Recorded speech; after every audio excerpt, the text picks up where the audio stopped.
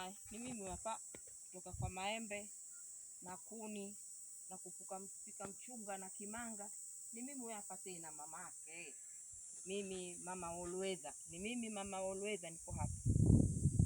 Nimekuja hapa. Hapa ni kijijini kwetu. Utafikiri tuko Mombasa hapa kwetu. Maana mchanga huo, mawe kama hayo. Tutajivinjari hapa. Ukitaka kuja kupumzika na baridi hapa, waje kupumzika. Lakini neema yote imtoshe Mungu. Sisi wa Kristo, aswa kina mama na wasii kina mama wetu. Na wasii kina mama tuwe na maombi kwa watoto wetu. Tumezaa watoto, tunalilia kupata watoto na Mungu anatupa watoto. Lakini mwisho wa kwisha watoto wetu wanakuwa mizigo. Watoto wetu wanakuwa mizigo. Kienda kanisani mtoto mwacha nyumbani.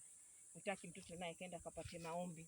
Utaki mtoto atufundishe neno la Mungu. Watoto wamekuwa ni hao, na siku hizi vile mambo yamekuwa mengi. Umesikia hata serikali vile inatangaza mambo yamekuwa mengi.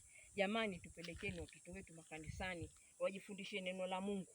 Maana bila neno la Mungu mtoto hatakuwa na hofu ya Mungu. Watoto wetu wawe na hofu ya Mungu. Na aswa kina mama, maombi ndani ya nyumba. Umeona vile kumekuwa na maafa, umeona vile kumekuwa na hatari, watoto waenda shuleni, mara amepotea, mara sio amepatikana na nini. Ni kuombea watoto wetu. Maana maisha si kama yale yetu, si kama maisha yale kina mama, si maisha kama yale kina babu. Leo kumekuwa na maisha ya hatari ya kila aina. Kwa hivyo tujifundishe kuingia maombini.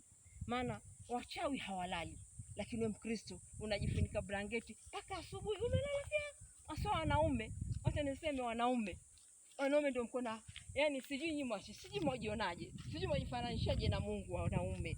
Utoke kazini uje ule upande tu kitandani. Huwezi kusema hata asante. Mungu amekushindisha salama, Mungu amekulinda, Mungu amekupa, yani amekupa kila kitu, pengine wewe una kila kitu ndani ya nyumba, lakini kumshukuru Mungu haiwezekani. Sasa sisi na wale ambao tunawaitaga sisi ni makafiri, sisi kina nani? Wewe una tofauti gani? Kama usiku huwezi kumwambia bibi yako na familia yako, watoto wako umewafundisha nini? Watoto wako wewe umewafundisha nini ikiwa wewe mwenyewe baba huwezi kukaa mahali ukajifundisha kuomba, au watoto wangu ndio tuombe, tumshukuru Mungu tumepata riziki. Kwa ukweli kuna watu wanashinda na njaa, kuna watu wanalala na njaa, kuna watu hawana mahali hata pa kulala.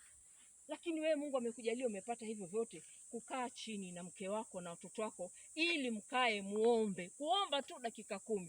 TV mnaangalia paka saa 6 usiku, TV mnaangalia paka saa 7 usiku, miraa mnakula paka saa 7 usiku, lakini Mungu dakika 10 kumpa, umeona ni hasara. Tumechelewa.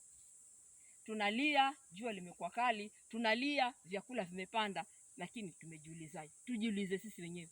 Huyo Mungu tunayemwita Mungu, tunamwabudu kihaki lillahi? Tunamudu kihaki lillahi? Utoke kazini kweli mwanamume, umwache bibi yako anaomba peke yake kama mchawi, na mwenzio ni wewe, ubavu wako unawacha analilia Mungu, anakulilia wewe na kazi yako, anakulilia wewe na familia yako. Wengine wameoa hata hawajawahi kuonyesha mabibi zao, kanisa langu ni hili. Bibi afanya kuchagua kanisa mwenyewe.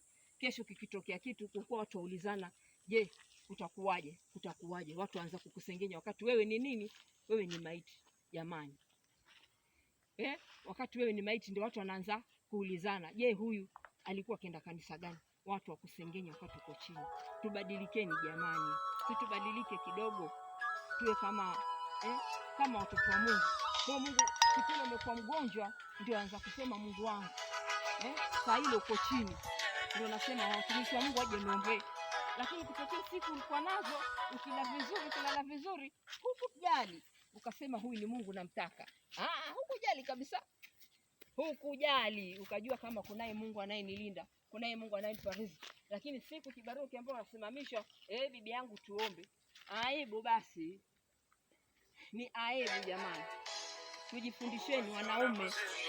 Msaidie kina mama mchane moyo. Leo uombe wewe, kesho mama aombe. Hivyo hivyo. Tuangalie kama Mungu atatufanyia nini. Nchi yetu hapa ni mtoni hapa.